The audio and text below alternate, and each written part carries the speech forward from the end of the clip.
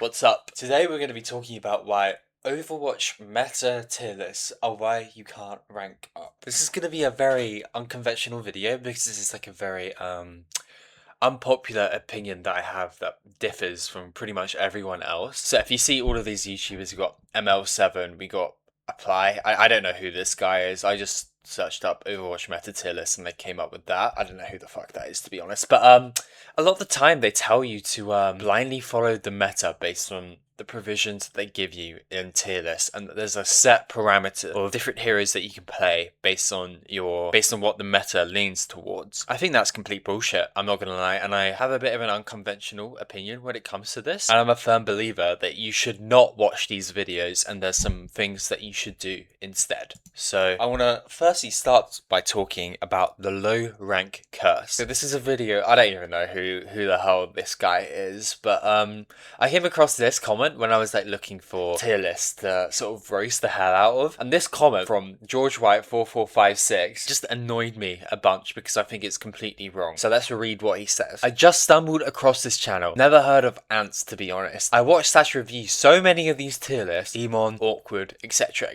to reflect on my own gaming and get a better sense of the meta and learn. As someone with 4,000 hours on the game, 4,000 hours, and hard stuck plat/gold, I can say this is one of the best, well rationalized lists I have ever seen. I really appreciate what Ants discusses, as it resonates with my own sense of the game. I just subscribed. Thank you. This is exactly. Oh, hold up, my pen isn't working. Oh, why is my pen not working? This is exactly what we want to avoid. George White, no offense to you, mate. I'm sure you're a lovely person, but you are a complete and utter moron. You have 4,000 hours in the game, right? And you're stuck in... Oh, why can't I get them? Let me get the rubber out. I don't know why camera's being glitchy, sorry. If you have 4,000 hours in Overwatch and you can't rank up, it's because you're just shit, essentially. You don't understand the basic fundamentals of the game, which is to take an off angle, make that off angle based on whether your hero is short or long ranged, synchronize pressure with the rest of your team, and hit your shots. That's legit all you need to understand to rank up. You don't need to autistically analyze where the Overwatch meta is, because this is just a complete and utter waste of time. I mean, this guy is the epitome of everything that's wrong with Overwatch meta tier lists, right? Because you just obsess over these arbitrary tier lists that creators make and just obsess over the state of the meta and how you can rank up. When in reality, the way you're going to rank up is just by playing what you enjoy and getting enough practice on that specific hero in order to pretty much learn to play them in any given situation. This is my next point. Being a slave to the meta means you don't actually get to play what you enjoy. So if you're blindly following these tier lists, then you sort of begin to develop, oh, this hero is bad because this creator rated them a D on their tier list, so that means therefore I can't play them. Motherfucker, just play what you enjoy. You're blindly following what other people say that you should play because you think that they have some sort of superior knowledge, but they don't, and they've played at the high level for a long time. Like, a lot of these streamers don't really mean ill intentions. They think that what they say is the biblical truth. I mean, some of them are like a bit of scammers, I'm not gonna lie. Like, some of them haven't even hit masters and they're making like tier lists, which is bullshit, obviously, and they obviously don't understand the meta to a true extent. But the meta just does not matter, man. Just play what you freaking enjoy, get good at the basic fundamentals, and obsess over making the fundamentals perfect. Don't obsess over playing the perfect hero, obsess over playing an imperfect hero, but just getting so specifically good at that hero in so many given situations that you're basically forced to rank up because you're so good. In turn, that means you aren't actually motivated to improve and actually rank up. Because if you're playing a hero that you don't actually enjoy, so I think a big example for support players is Kiriko. A lot of support players don't actually enjoy playing Kiriko. They just see every single meta tier list actually determines her being S tier because she's broken because of Suzu and kunai headshots, so the amount of healing she does. But if you don't actually enjoy playing Kiriko, then you're not going to play Kiriko for a long enough period in order to see the results of actually improving at Kiriko. And actually improving at Kiriko is what is going to cause you to rank up, not the hero in isolation. It's the exact same with Wu Yang, with Lucio, with Mercy, with Lifeweaver. If you just put in an insane amount of hours on that hero and get so good at every single micro decision that that hero has to offer, that is what forces you to rank up, because repetition and the amount of hours you have in a game is infinitely better than playing the perfect hero, but you don't actually enjoy it. You're not actually motivated to improve at that hero, and then you plateau in your rank for literal years, like George Wright with his 4,000 hours in gold. George Wright, if you want coaching from someone who's actually going to help you improve, hit me up, by the way.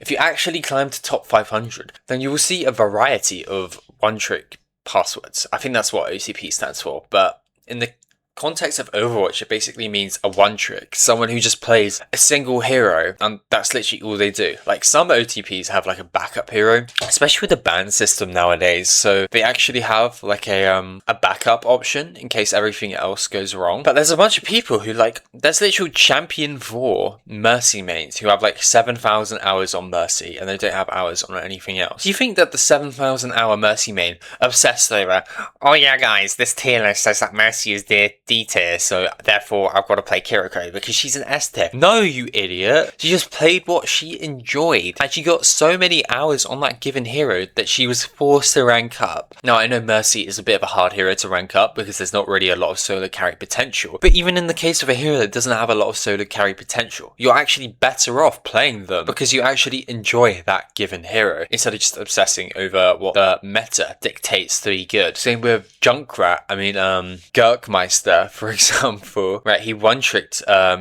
Junk to I think he's champion 1 now, actually, but he was like rank 1 a few seasons ago, when he was like champion 3 and no one else was champion 3 because he enjoyed playing Junkrat so much. I mean, it's not necessarily that Junkrat is insanely overpowered. A lot of people actually consider him to be a bit shit, especially in high ranks. Although Junkrat is a weird one because he's got a low skill for but incredibly high skill ceiling. You can definitely carry games on Junk, but my point is that he just enjoyed the hero for such a long period of time that he practiced for thousands of hours on end, and that's actually what forced him to rank up instead of going, oh yeah guys, I've got to play what's a meta DPS? Tracer, for example.